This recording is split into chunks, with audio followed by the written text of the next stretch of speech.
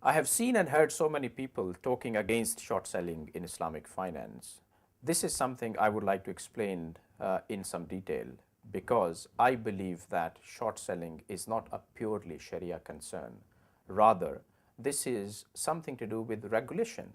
In fact, I received a number of calls from my friends in Islamic banking and finance when short selling was banned or suspended temporarily on London Stock Exchange and some other exchanges in the Western world in the current or during the current financial crisis. And I told them that this actually proves my point. This is actually a regulatory concern. In normal circumstances, if short selling is taking place and it is not destabilizing financial markets, it should be accepted, it should be tolerated, and in certain circumstances, actually, it should be encouraged. Islam is not different on this stance when it comes to short selling. Why? Because short selling is actually something which is recognized in Sharia. People who are against short selling in Islamic banking and finance base their argument on the principle that Islam prohibits something which you don't own.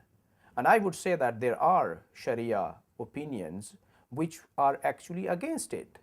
The most widely used example of selling something which you don't own at the time of entering into sale transaction is salam.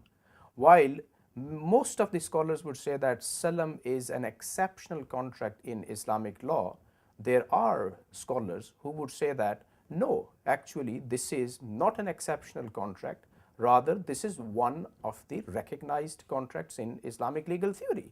Hence, if salam allows the transactors, a buyer and seller, to enter into an arrangement whereby seller is selling something which is not owned by the seller at the time of receiving the price, then if certain conditions are met, short selling should be accepted in Islamic banking and finance.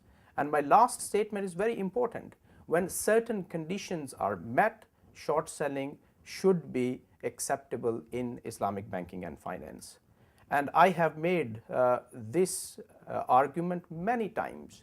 I say that if short selling arrangements are structured in a way which fulfill Sharia requirements, then short selling is acceptable in Islamic banking and finance. Having said that, I repeat that short selling is not a purely Sharia concern, it is primarily a regulatory concern.